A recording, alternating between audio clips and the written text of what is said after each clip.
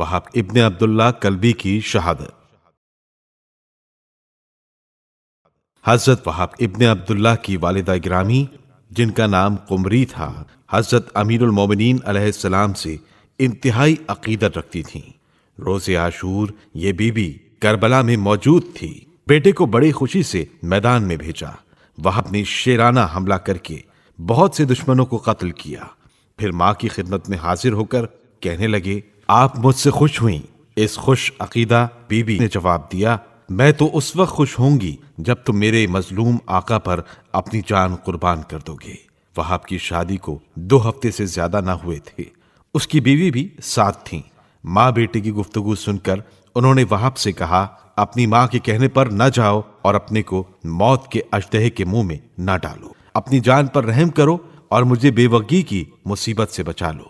بہو کی تقریر سن کر وہب کی ماں نے کہا، بیٹا خبردار، عورت کی زبان پر نہ جانا۔ یقین رکھ کہ بغیر خوشنودی امام تجھے حضرت رسول خدا صلی اللہ علیہ وآلہ وسلم کی شفاعت نصیب نہ ہوگی۔ وہب نے کہا، اے مادر گرامی، آپ اطمینان رکھیے، میں ضرور آپ کا حکم بجا لاؤں گا۔ جب زوجہ وہب نے دیکھا کہ شوہر مرنے پر کمر بستہ ہے تو کہنے لگی، اچھا اگر تم مرنے جاتے ہو تو مجھے خدمت امام علیہ السلام میں لے چلو اور امام علیہ السلام سے یہ وعدہ کروا دو کہ میں اور تم بہشت میں ساتھ ہوں گے۔ جب دونوں خدمت امام علیہ السلام میں پہنچے تو حضرت امام حسین علیہ السلام ان کی پردرد تقریر سن کر رونے لگے اور فرمایا، زوجہ وہب انشاءاللہ تو بہشت میں اپنے شوہر کے پاس ہوگی۔ وہب میدان میں آئے، رجز پڑھا اور تلوار کو نیام سے نکال کر دشمنوں پر حملہ آور ہوئے۔ تھوڑی سی دیر میں 12 پیادوں اور 30 سواروں کو بے دم کر دیا۔ ایک شقی نے موقع پا کر ان کا داہنا ہاتھ قلم کر دیا۔ وہب نے بائیں ہاتھ میں تلوار لے لی اور دیر تک لڑتے رہے۔ ایک ظالم نے پیچھے سے آ کر بایاں ہاتھ بھی جدا کر دیا۔ وہب کی زوجہ اس منظر کو دیکھ کر جوش محبت میں خیمے سے نکل پڑی اور خیمے کا ایک کھوٹا ہاتھ میں لے کر میدان میں جا پہنچی اور شوہر سے کہنے لگی، شاباش، نصرت حسین میں خوب جنگ کی۔ اس کے بعد اس کھوٹے سے ہی کئی دشمنوں کے سر پھاڑ دیے۔ وہب نے کہا، تعجب ہے، تو وہی عورت ہے جو ابھی تھوڑی دیر پہلے مجھے نصرت حسین سے روک رہی تھی۔ اب تجھ کو کیا ہو گیا کہ خود لڑنے کو میدان میں آ گئی؟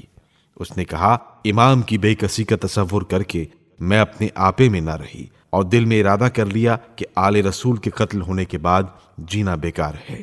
وہب نے کہا، تو خیمے میں چلی جا، تجھے جہاد کی اجازت نہیں۔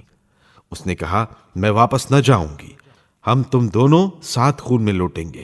جب وہب نے دیکھا کہ وہ کسی طرح نہیں رکتی تو اس کا دامن اپنے دانتوں سے پکڑ لیا۔